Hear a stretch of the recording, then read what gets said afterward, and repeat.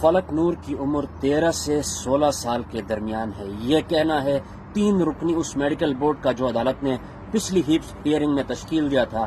آج عدالتی کارروائی میں رپورٹ واضح سبمٹ کی گئی ہے ڈاکٹروں کے پینل کی طرف سے، جس میں کہا گیا ہے کہ فلک نور کی عمر آفٹر دا میڈیکل اسسمنٹس 13 سے 16 سال کے درمیان ہوتی ہے۔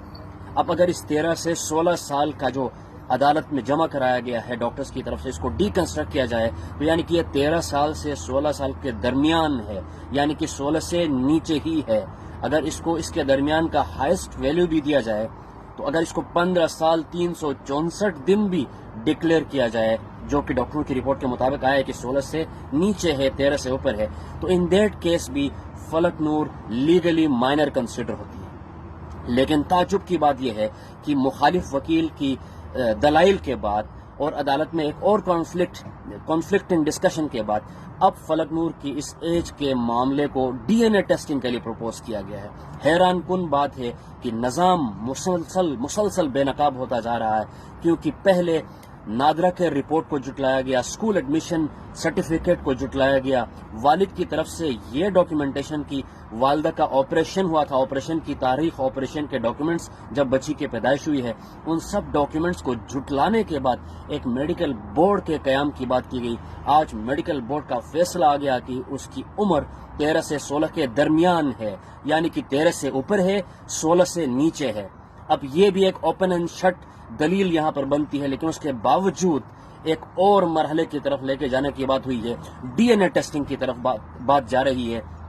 لیکن یہاں پر یہ بات سمجھنے کی ہے کہ ڈی این اے ٹیسٹنگ بھی مارجن ہی دے گا، ایکوریٹ ایج بتانے کی کوئی میڈیکل ٹیکنالوجی اتنی ایڈوانس ابھی تک معاشرے میں موجود نہیں ہے، یورپ میں موجود نہیں ہے، جہاں پر ایکوریٹ ایج کوئی میڈیکل سسٹم آپ کو دے سکے۔ ڈی این اے ٹیسٹنگ سے بھی ایک ایج کا مارجن سامنے آئے گا۔ یہ سارا کا سارا ڈیلائنگ ٹیکٹیکس ہے، اس کیس کو مزید الجھانے اور ایک غریب باپ کو اور اس کے حق میں کھڑے ہونے والے تمام لوگوں کو فرسٹریٹ کرنے کی ایک سوچی سمجھی کاوش ہے۔ ہم مطالبہ کرتے ہیں معزز عدالت سے کہ 3 ویلڈ اور جینوئن ڈاکیومنٹس کے ہونے کے باوجود اور آج کے ڈاکٹروں کے فیصلے کے بعد اس میں کوئی بات آگے کوئی رائے نہیں بچتی کہ ایک اور مرحلے کی طرف اس کو لے کے جایا جائے۔ آپ ہمیشہ یہ کیا ہے؟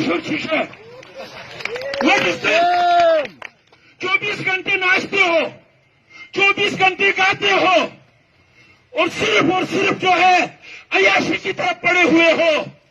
وہ کوئی آپ سے زیادہ اونچی قد کے لوگ ہیں، آپ سے زیادہ سمجھنے والے لوگ ہیں، آپ سے قد میں کوئی بڑے ہیں؟ کچھ بھی نہیں ہے۔ آپ کے اس ناچ گانے کا فائدہ وہ اٹھا رہے ہیں، اس علاقے کو وہ کلش خون سمجھتے ہیں، اور مرضی آئے تو لڑکی اٹھا لے، مرضی آئے تو لڑکا اٹھا لے، مرضی آئے تو بکری اٹھا لے، مرضی آئے تو بیل اٹھا لے۔ لعنت ہو ایسی تعلیم پر، لعنت ہو ایسی تہذیب پر، لعنت ہو ایسے امن پر، لعنت ہو ایسے امن پر، لعنت ہو ایسے امن پر، لعنت ہو ایسے امن پر۔ کوئی امن ہمیں نہیں چاہیے۔ جنگ جنگ جنگ جنگ جنگ۔ اگر یہ نہیں کرو گے تم کچھ بھی نہیں کر سکتے۔ وسلام۔